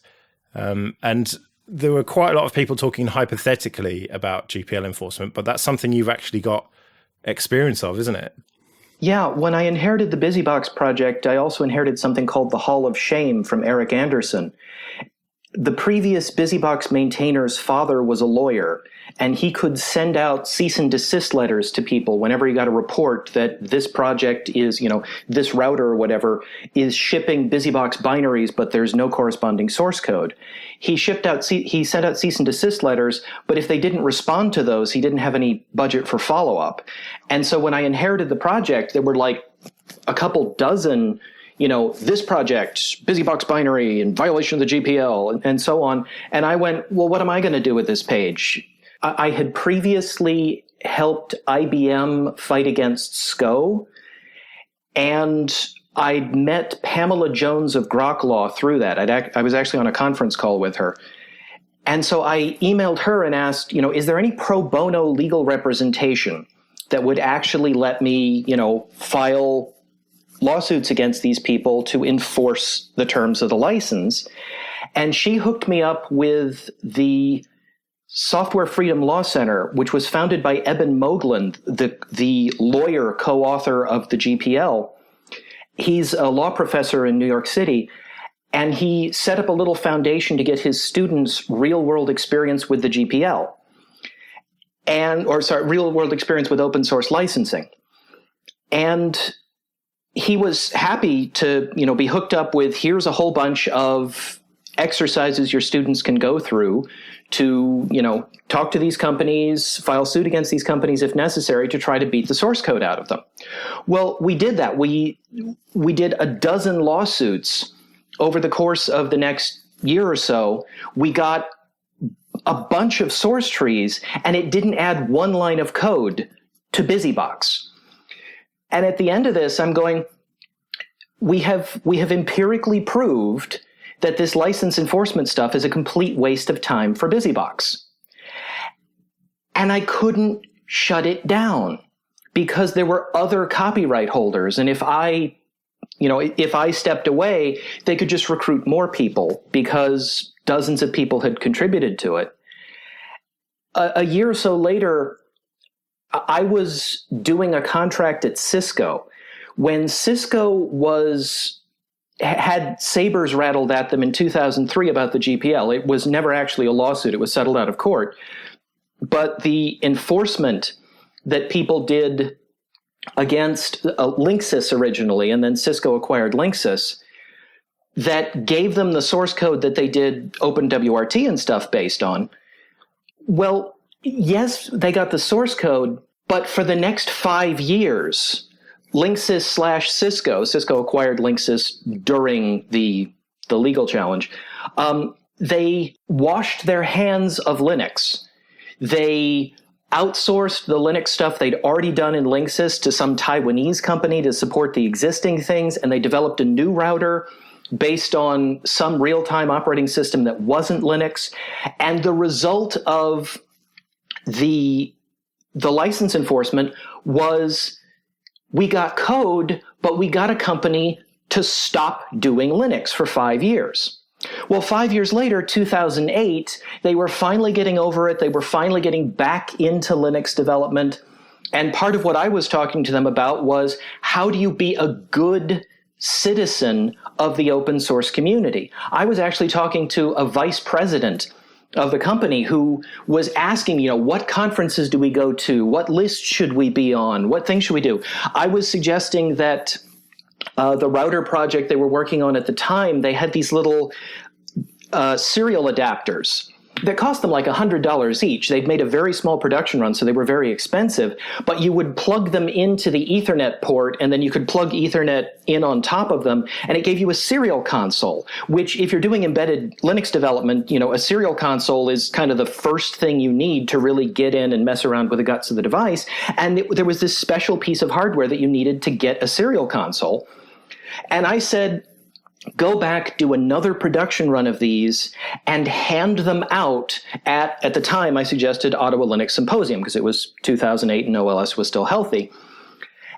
And, if you make maybe 1,000 of them instead of a few dozen this time, you could offer them for sale cheaply on your website for like $20. And that would help seed the community of people who want to develop on top of this router. Here are examples of ways you could be a good citizen. Well, then the self-financing legal machine that I had started rolling a couple of years earlier, the FSF saw this and went, oh, we want to jump on board, we want to get attention. And they sued Cisco, not Broadcom. They didn't sue the upstream BSP producer, the people who made the package that went with the hardware. They sued a customer of them and said, no, you need to go strong arm your supplier for the thing that you didn't get 5 years ago. So here's the FSF taking a second bite at the same apple. The potential upside was patches for a 5-year-old compiler that there was no real point. And the result was completely predictable. Cisco washed its hands of Linux for another 5 years. The team of people that I had been talking to broke up. Some of them left Cisco. Some of them were reassigned to work on Windows. It was all downside, no upside, really annoying. And that's the point at which I started to become public about, okay, not only were these lawsuits empirically shown to be a waste of time, we ran the experiment and proved there was nothing in it for the BusyBox project, but they are now actively counterproductive. They are now actively alienating people who were our allies that we were talking to through other channels to teach them how to be a good citizen in this space. And now they've gone away and they're not coming back for years. And that's the point at which I decided that the Free Software Foundation had gone off the deep end from not particularly helpful to actively working against the goals of the Linux world. But what about the argument about the nuclear deterrent, that you need to have that nuclear deterrent? You need to have the ultimate... Or else? Well, otherwise the GPL means nothing. If you don't enforce the GPL, then why not just use a freer license? Well, why not just use a freer license? That's what I switched to. I am now producing code under a public domain equivalent license. I'm not the one who broke the GPL. The Free Software Foundation is the one who broke the GPL. The Linux kernel and Samba can't share code anymore, even though they implement two ends of the same protocol, because one of them is GPL v2 and one of them is GPL v3 or later, and those are incompatible licenses. There's no such thing as the GPL anymore. And the GPL used to be a copyleft category killer. It was the terminal node in a directed graph of license convertibility. There were a whole bunch of more permissive licenses that could be converted into GPL. If you took a patch of code from this project and put it in a GPL project, it worked as GPL. And that stopped being the case when GPL v3 came out, and suddenly someone gives you a patch and says this code is GPL, and you have to ask more questions. BusyBox, shortly before GPL v3 came out, BusyBox was GPL v2 or later. And it was pointed out to us that we had sucked in code from Linux kernel developers that was under GPL v2 only. Linus Torvalds, in 240 pre-8 in 2000, the release notes for one of his kernels shortly before the 2.4 kernel shipped, he added an addendum to his release notes saying, and I'm clarifying that my contributions are all GPL v2 only, not GPL v2 or later. And a whole bunch of other kernel developers signed on with him because they were only doing it as GPL because he'd said so in the first place. This is 6 years before GPL v3 came out. So BusyBox was stuck with GPL v3 coming out and this suddenly being real. We had to either audit our code base to find and remove all the GPL v2 only code, or we had to say our license is GPL v2 only now, and because essentially GPL v2 or later is a dual license. It's like releasing it under GPL and under Apache. You can use it under either of these two licenses, but if you merge a patch that can only be used under one of them, then the resulting derived work can only be distributed under the terms of that one license that can cover the whole of it. And BusyBox was already in this position. And so when the whole GPL v3 thing exploded, we were already, I was already doing research of, okay, let's look at our source control history and see what came in where and what code came from where.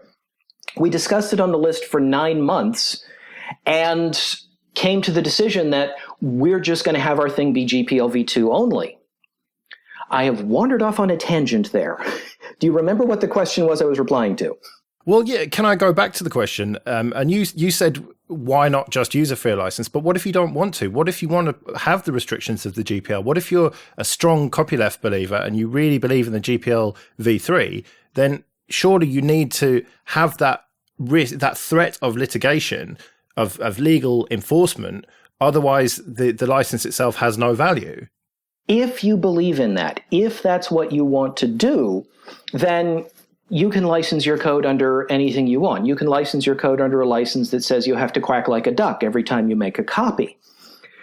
The question I was interested in was, does this actually help the project? Computer history is a hobby of mine. I studied the early days of Linux. I studied, Unix coming out of Bell Labs in 1969. And one of the things I found is that there is a clear story of how Unix succeeded and how Linux succeeded derived from that has nothing whatsoever to do with the Free Software Foundation. The FSF is telling revisionist history. Unix was created in 1969. BSD happened in 1974 when Ken Thompson, the creator of Unix, took a year off to teach at his alma mater, the University of California at Berkeley. That's where we got the Berkeley software distribution from. He taught an entire year of graduate students the ins and outs of the operating system he had created, and then they went on to make their own derived version. But all of that was open source code because everything was open source code until 1983, because copyright didn't cover binaries. Binaries were considered just a number and not copyrightable. In 1983, Apple sued Franklin, the makers of the Speak and Spell, because they had come up with a computer called the Franklin Ace, which was a direct copy of the Apple II and ran all the Apple II software. And the way they'd done it was with a verbatim copy of Apple ROMs that included in ASCII the signatures of the developers. And when Apple sued Franklin, Franklin said, copyright doesn't cover binaries. And that got them through the first court, but the appeals court judge said, I see these ASCII signatures in here that you've copied. I don't know where the line is, but I'm pretty sure you're over it. And this decision changed the law. It extended copyright to cover binaries. That's why in 1983, IBM's object code only initiative, they stopped shipping source code and only ship binaries. AT&T allowed itself to be broken up in 1984 in part so it could get into this, red hot computer industry. They were missing out the microcomputer gold rush, and they're going, we have Unix and we can't commercialize it. And in 1984, they let themselves be broken up. There's a bunch of these. Stallman himself, September 1983, his announcement of the GNU project was in response to this Apple versus Franklin decision and the huge changes sweeping the industry. This legal decision invented shrink-wrapped software. It invented proprietary software. The Free Software Foundation was not founded as this visionary, forward-looking thing. It was a conservative, reactionary movement attempting to recapture the glorious past of the 1970s. It was standing against changes in its industry. Now, those changes in its industry in the long run turned out to be bad things, and it was good to stand against them, but that doesn't make them visionary. That makes them crotchety. So the thing is, in 1983, the GNU project was announced. The GNU project was not the first attempt to clone Unix. It was not the first successful clone of Unix. The first successful clone of Unix was Coherent from the Mark Williams company that shipped in 1980 and was started in something like 1977. There's a Wikipedia article on that. Dennis Ritchie, the number 2 Unix guy, went to the Mark Williams company's headquarters and looked through their source code for AT&T and said, I'm pretty sure they've read our source code, but nothing in here is our source code. It is not a derived work of the AT&T stuff, and we have to let them sell it. So from zero to a complete Unix clone that was in stores, or available mail order, I guess, in 3 years. They made their own compiler, they made their own kernel, they made their own command line utilities. They did everything from scratch themselves in 3 years. There's a 1983 issue of Byte magazine that profiles them and 2 other Unixes that were already out in 1983 by the time Stallman made his announcement. There were 2 other clones of Unix there. Each had their own compiler. I used one called Unis, which was sort of Cygwin for the VAX. It wasn't a complete operating system, but it was a layer you put on top of the VAX operating system that made it Unix-like. That was out in 1982.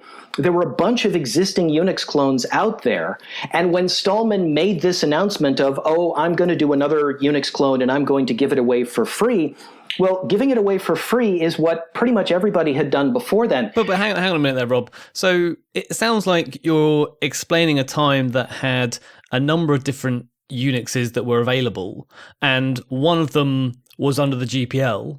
And that has become what we know as Linux, as what is the GNU project failed. The herd, you can still download the herd and try to boot it. Yeah, so the herd is not the popular kernel that we use. We use the Linux kernel instead.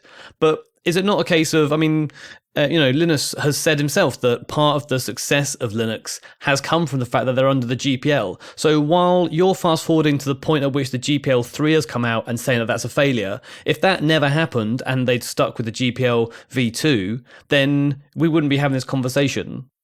Linux didn't initially ship under the GPL. Linux initially shipped under a license that said no commercial use allowed. The 0.12 release, I believe its third release, was where he switched to the GPL because that was the license that was on the compiler he was using. This is detailed in the book Just for Fun, more or less autobiography of Linus. He paired up with a ghostwriter and came out with a book a while ago. The reason that Linux succeeded... Okay, there's two things here. There's the reason GCC succeeded when the rest of the operating system that the GNU project was trying to do really didn't. And there's the reason Linux succeeded where the GNU project had failed. Keep in mind the GNU project was 8 years old by the time Linux came out. And Linus's initial notes, he sort of made fun of it. It won't be a big thing like GNU. He was basically making a reference to Duke Nukem Forever. It was a joke in the industry that they had been working on this for many years and hadn't shipped anything. It was classic vaporware at the time. The reason that GCC succeeded in 1987 was a man named Ed Zander. He was the vice president of marketing at Sun Microsystems. He eventually leveled up to become the company's president. But he came up with a smart idea that when Sunos was replaced by Solaris, and the reason for that is that Sunos had been based on BSD because Bill Joy was employee number 2 of Sun Microsystems, or one of the first 4, in 1982. And then when AT&T came around and said, we are enforcing our copyrights on everything, and we're going to shake you down for some money, and we want you to switch to the System 5 source code base instead of the BSD source code base, that was the Sun OS to Solaris switch. And they were going, well, the more professional code base written by AT&T employees rather than college students. Sure, it must be better code. But what Ed Zander said is, let's unbundle basic operating system services like the compiler and command line tools like archivers and stuff. Let's not sell them with the base operating system. If you want a network layer for Solaris, we're going to charge you extra. And this made Sun a whole lot of money because now instead of buying an operating system that had everything built in, you had to pay over and over again for all the pieces. And it seriously annoyed their user base that bought the operating system and then went, wait, we don't get a compiler with this? And looked around for a free compiler and found GCC. And the first version of GCC, the early versions of GCC, were kind of crappy, but they did support the 68K processor. So people tried to use it on Solaris, and they sent patches back to the FSF to fix it. There was this thundering herd of Solaris developers reacting against Ed Zander's money grubbing that poured development effort into GCC. And that's what made GCC a successful project.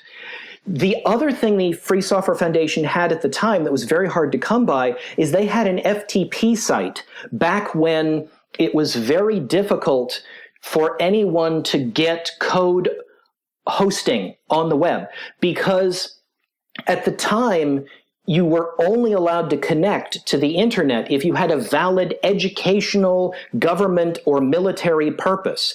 Commercial use of the internet was not allowed until 1992. So the FSF could get people hosting back when that was rare and precious. When the National Science Foundation changed its acceptable use policy in 1993, well, a couple years later, 1995, you had GeoCities. If you wanted hosting, you could just upload it for free to, to a bunch of sites out there. There was SunSite.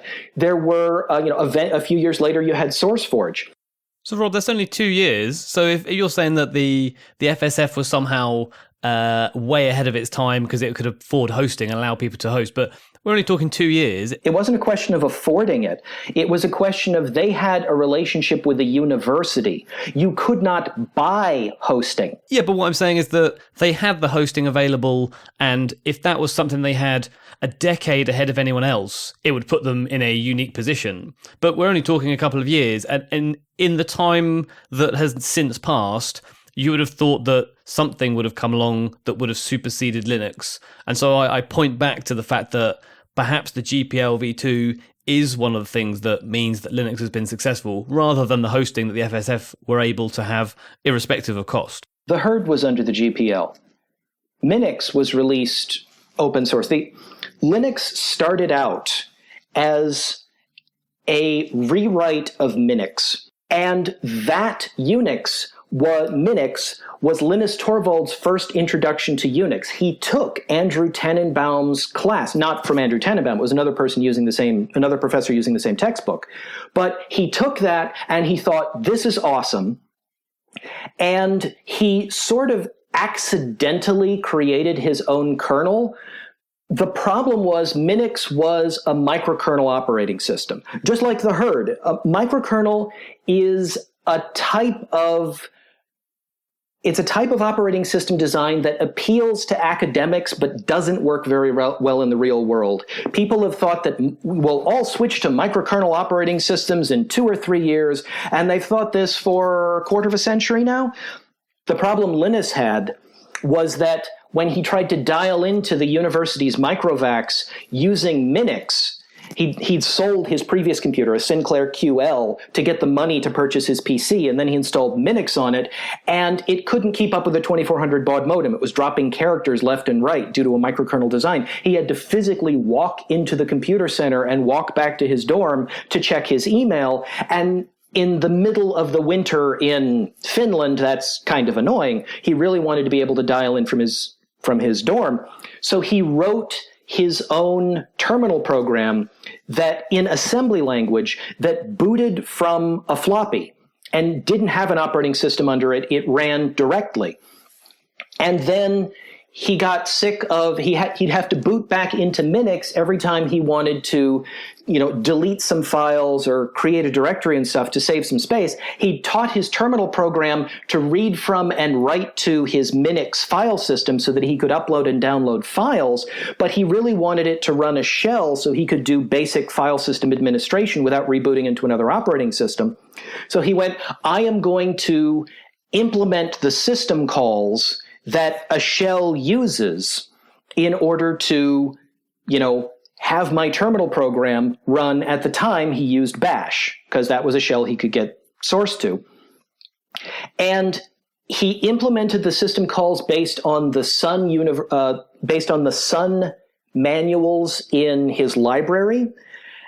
And when he, because that was the documentation his library had for the printed manuals for the Sun workstations.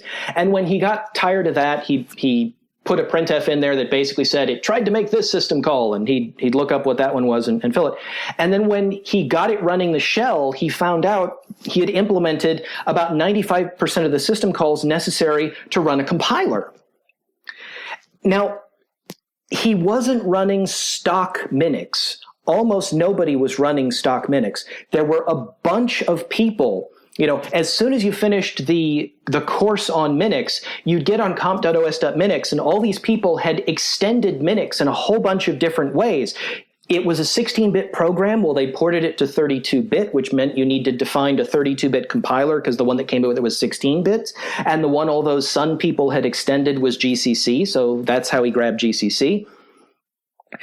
There was a patch to add virtual terminals, so you could do the Alt F1, Alt F2, Alt F3 thing from a text console. There were a bunch of performance improvement patches so that it could overlap disk access and I/O, and none of these patches could go back upstream into Andrew Tannenbaum's version because Tannenbaum wanted a teaching tool. He wanted it to stay simple. He didn't want a real usable operating system.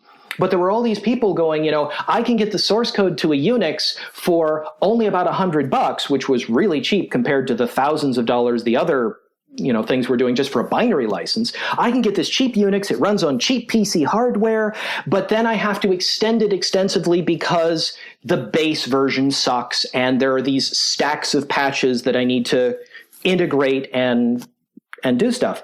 Linus spent a month, according to the book Just for Fun, extending Minix into the real operating system that he wanted to use, and it still wouldn't, dial into to the university's Usenet machine without dropping characters, so he still needed his own terminal program.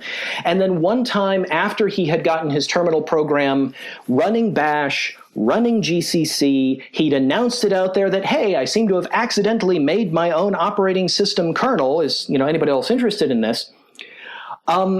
Two things happened. One, he told his auto dialer to dial out to the university, but he typed dev HDA instead of dev SDA. SDA was the serial device, HDA was his hard drive, so it overwrote his boot sector and partition table with repeated strings of the phone number and haze commands. So he accidentally fried his Minix installation, which would take him a month to rebuild. And the other thing that happened, he still had Linux. He still had Linux running from his floppy, and his Linux partition was later on the disk. He was able to salvage that. So at that point, he went, either I spend a month redoing Minix, or I try to make a go of this Linux thing, which is less work. Linux is inherently lazy. He went with the one that was less work for him. The other thing is when he announced on comp.os.minix, I have this simple kernel that I did. It's already 32 bits, so you don't have to port it from 16 to 32 bits. Some of the people who were maintaining all these patches for Minix, sort of for a laugh, ported a patch to Linux. Linus took it, came out with the next release, and just the whole comp.os.minix community went, he takes patches. And this backlog of accumulated patch pressure that hadn't been able to go into Minix flooded into Linux in a matter of weeks. And Linus took all the patches and merged them, and that's how Linux jumped from 0.12 to 0.95 really quickly, because he inherited the Minix development community that had desperately wanted to turn Minix into a real operating system, but Tannenbaum said no, and Linus said yes, so they followed him. Yeah, I've got to say, Rob, this has always been my impression as well, that Linus was happy to take patches, and also there was a lot of legal stuff going on in the BSD world at the time, wasn't there? Mm-hmm. Well, it wasn't just the legal stuff. It was also that BSD was much more resource heavy. Keep in mind that BSD was around 10 years old when AT&T closed its source code. So it had come down from mini computers to PCs. Linux started on a PC. It was tiny, it was streamlined, you want to run it in 4 megs, that's fine. BSD not only demanded more memory than most people had, it refused to run without a floating point coprocessor, which at the time was this expensive extra add-on that most people didn't have. Well, the BSDs at the time wouldn't even boot without a floating point coprocessor because, the PDP-11s and VAXs and stuff it had been running on had them, and you could optionally get one for a PC. So if you want to run BSD on a PC, you need to buy hundreds of dollars of extra hardware. Alan Cox, actually, when he switched from an Amiga to a PC, he actually said the reason he went with Linux is that BSD required an FPU and he didn't have one, and that's how he became a Linux developer. But the other thing Linux had, Linux was in the right place at the right time, because 1991 is when Linus started poking at this. 1992 is when the law changed in the US to allow for-profit connection to the internet, thus inventing the home ISP. Okay, so there are a number of factors here, and licensing wasn't really one of them as far as you're concerned. But when we spoke last time, we spoke quite a lot about Toybox, and that has progressed quite significantly since we last spoke to you, and it's, in fact, now even in stock Android. So can you tell us a bit about that? Yeah, Rob, could you potentially give us an introduction to someone who's maybe not familiar with how Toybox works or what it does? Just the sort of the elevator pitch, if you're able to abbreviate it to that length. Toybox is an implementation of the standard Linux command line utilities, all in one binary. Now, there's a package that did this before, BusyBox. BusyBox is older than Android. BusyBox predates Android, but Android still doesn't ship it. The reason? Well, I don't have word of God on this, but just from observation, GPL v3 came out when Android was in development, before Android's first official launch to the world, and the Android developers seem to have thrown out the GPL v2 baby with the GPL v3 bathwater. A lot of people, especially a lot of corporate decision makers, a lot of people who weren't already in the open source community, looked at the infighting between GPL v2 and GPL v3 and went, this is fractured into incompatible warring camps, and I don't want to get any of this on me. So Android has always had a no GPL in user space policy. How official it is varies, but if you add GPL code to an Android system that's not one of the packages that was grandfathered in, you violated the trademark licensing guidelines and can't call the result Android. Okay, so I know we're going to go back to the licensing within toy boxes, part of the thread. But just to complete the question, why is it useful to have all of the Linux command line utilities in one executable? Why can't you have it in Android in the same way that we have it on Linux with multiple binaries? Well, we could, but they didn't. And then it was pointed out to me that Android really needs a better command line, and they will never use BusyBox, they'll never use the GNU tools, and I already had a pretty good head start on that, and I understood the problem space because I'd already implemented all this stuff once.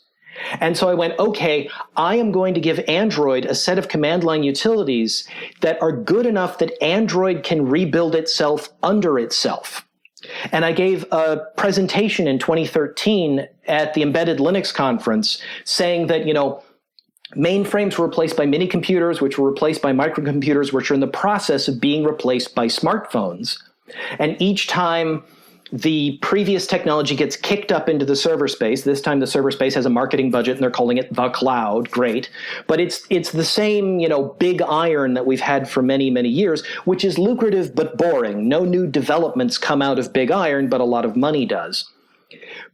New developments come out of the machine that people are actually interacting with. And when we got PCs, first we got microcomputers, they were renamed PCs, it's the same generation.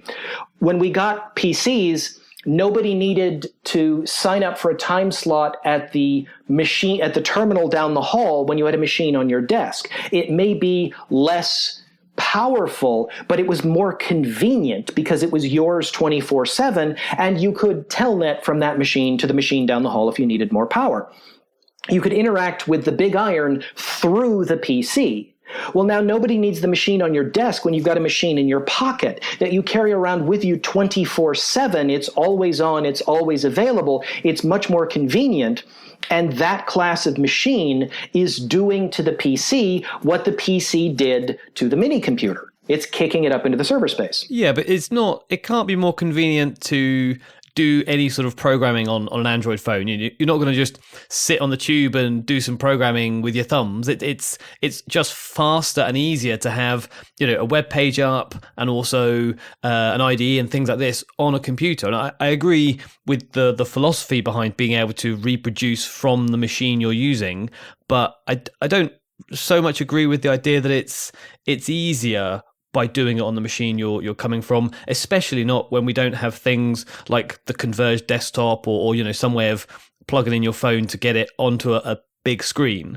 You do have a way of plugging in your phone to get it on a big screen. It's called the USB port on the end of the thing.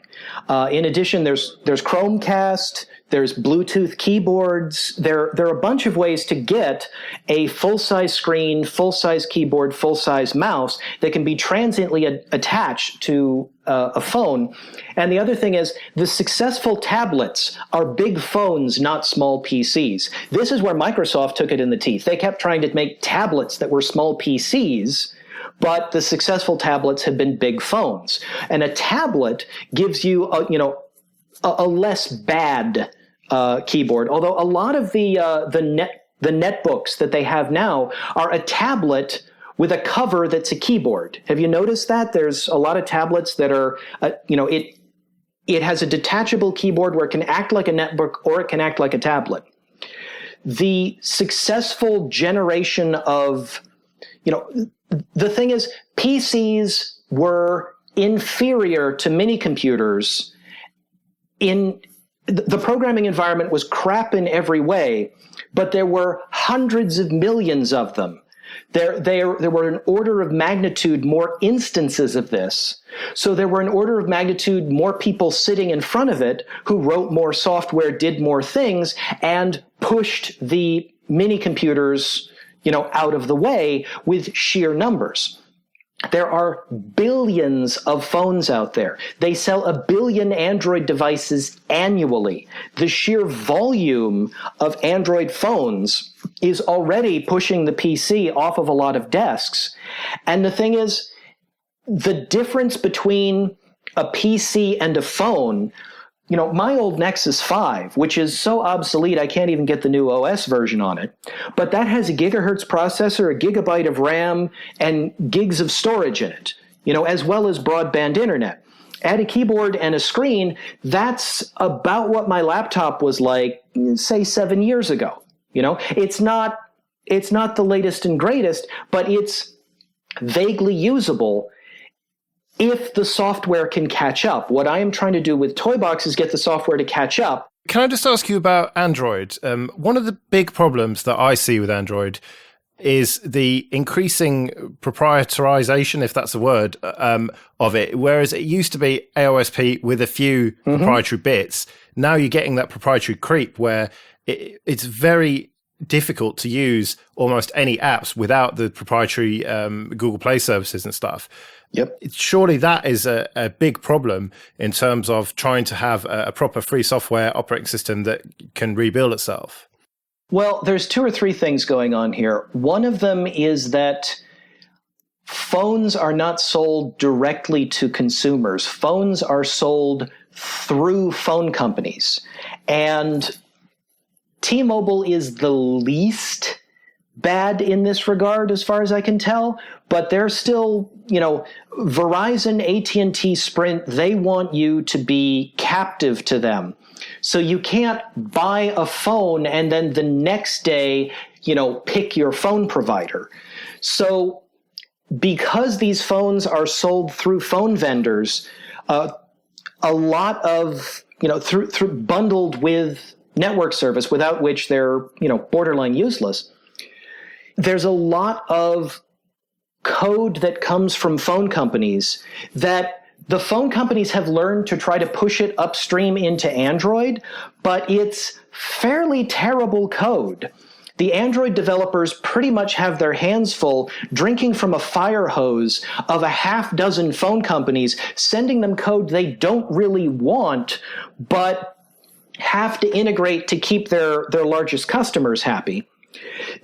And what they've done to fight back a bit is they've created some code that they control that the phone companies can't arbitrarily remove. The phone companies are removing features like wireless tethering, where you could take your cellular connection and export it to your laptop through the wireless connection. That's built into Android. Most of the phone companies disabled that, and if they re-enabled it, they charged extra for it and did bandwidth caps where you can, with T-Mobile, I can only do 4 gigs a month on that before it cuts me off. That's not in base Android. That's not something Google did. That's something the phone company did. And consumers are getting caught in the crossfire between Google and the various phone companies. So that's part of what's going on. The other thing is the Google engineers that I have spoken to, I haven't spoken to nearly all of them, but I've spoken to a few. They are completely overwhelmed with unrealistic ship schedules. They are working as fast as they can to get the next version out. So they're not spending a whole lot of time on reproducibility. They're not spending a whole lot of time cleaning up code that's already in there that already works because they don't have time. They're too busy. And if you have a project with lots and lots of people contributing for many years that doesn't go back and weed, you wind up with a giant pile of incestuously cross-connected mess, which AOSP has largely turned into. Let me play devil's advocate a little bit here, though, Rob, if you don't mind, because Android massively outsells iOS in the marketplace, but Apple don't seem to have this issue, that Google are either choosing to go down this route that Joe's suggesting, or are allowing themselves to be strong-armed by the carriers as you're suggesting, but neither of which seems to be occurring with Apple. Google can't fire Samsung. Apple can fire any of its developers who don't line up and say, here is the vision we are following this time, you will do this. Google is playing referee against a half dozen companies that are playing it close to the chest because they don't want the other company to steal their feature before they can ship it. And we haven't seen how dirty the iOS code is.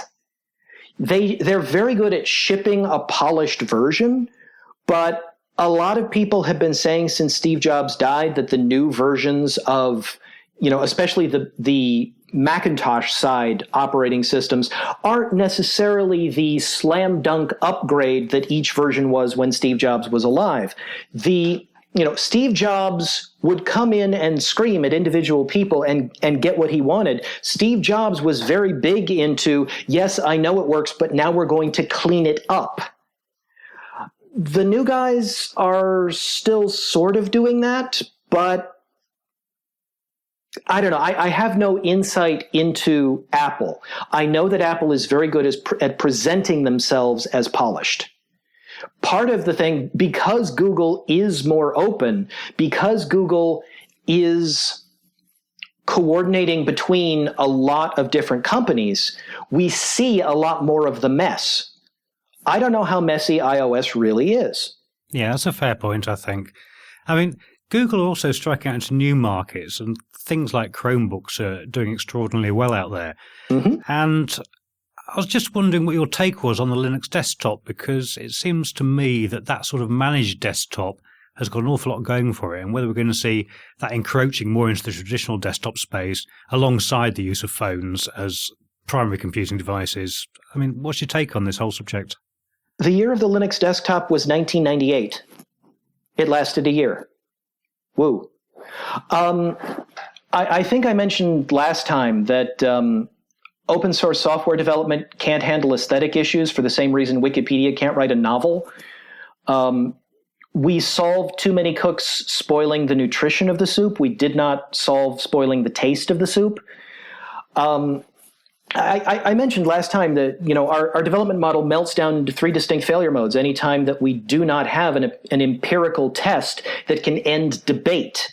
We melt down into, either endless discussion that never resolves, the project forks itself to death as everybody tries their idea, and then you can't integrate the results afterwards any more than you could before they coded them up, or they make it so configurable that they delegate the problem to nobody.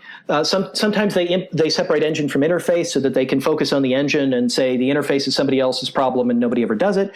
Or they make it so configurable that, yes, you theoretically can get any possible interface out of it, but the fact that it has no sane defaults is now somehow your fault as the end user because you didn't spend 2 weeks learning Lisp so that you could configure it. The reason Linux has not been on the desktop is partly that, and it's also pre-installs are very, very important.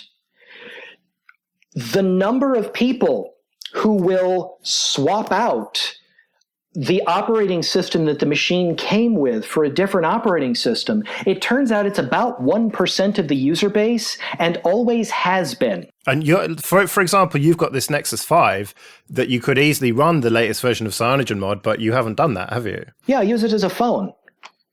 I keep meaning every time I get a new phone to put CyanogenMod on my old phone, but sitting down and actually trying to do so, I usually spend about an hour fiddling with it, failing, and it goes on my to-do list and gets buried by other to-do items. I can run it in an emulator. Yeah, and you're a technical person, and yeah. So I have done embedded board bring-up of new hardware that has never run anything before at more than one company in day jobs. And it's too much like work to do that on a phone. Yeah, and your non-technical people are just never going to do that. Well, they'll have a brother or a nephew or something do it for them. Yeah, maybe. As far as I can tell, that's how we get to 1%. Well, keep in mind, there's also a bunch of people who, Linux on the desktop, as far as I can tell, the majority of the Linux on the desktop installs we have are workstations that people use at work as part of their job. Linux on the desktop is old ground. It's not very interesting anymore because fighting over a shrinking niche, the PC niche is shrinking. We've already hit the point where sales have been declining quarter after quarter for several years now. That's not going to turn around. So, Rob, it's been absolutely brilliant speaking to you. I feel like we could speak to you for literally hours and hours and hours. You've got so much interesting stuff to say. So if people want to hear more of that, you've got some links to talks and stuff on your website, haven't you? Yeah. I can send you the links after we finish talking here. Okay, but what is it, landley.net? Oh, don't try to navigate landley.net. My website is a bit like my phone. I have too many other things to do system administration. I am capable of doing so, but I'm not really that good at it. Web design is not something I've ever put any time in. Don't try to navigate my website. You can kind of tell looking at your website, to be honest. Yeah, it's on the to-do list. Cleaning up my website is on the to-do list. I've got it's like 80th. Yeah, after learn Esperanto, presumably. Japanese, actually. So, anyway, thank you very much for coming on. And no doubt we'll speak to you again at some point soon. Cool. Thanks for having me. Well, as with all our interviews, we prepare some questions or areas of topics that we think we'll try and cover with the person we've got on. But Rob is able to talk about so many different things in such depth, the computer history side and how Linux has got to be where it is and various things that have gone on with the FSF and that. It's really difficult to narrow it down to just one field and try and get him to go from one point to another point. So as you may have noticed, we just let him go for it, and there was some really interesting topics that he touched on. And I feel that some of them may have been slightly controversial, at least to some of our listeners as well. It's probably just as well they weren't around for the after the interview chat. Yeah, when it got even more controversial, but I'm afraid you'll never hear that, listeners, unfortunately. But with that then, we're coming to the end of another Linux Luddites. You can email us at show@linuxluddites.com, find us on Twitter at Linux Luddites, or at the Google Plus and Facebook communities, or leave a comment on the website. Thanks for joining me, Paddy and Jesse, and thanks to everyone for listening. We'll see you again in 2 weeks with more Linux news, reviews, comment, and generally being grumpy. Goodbye, everybody. Goodbye, all. See you later.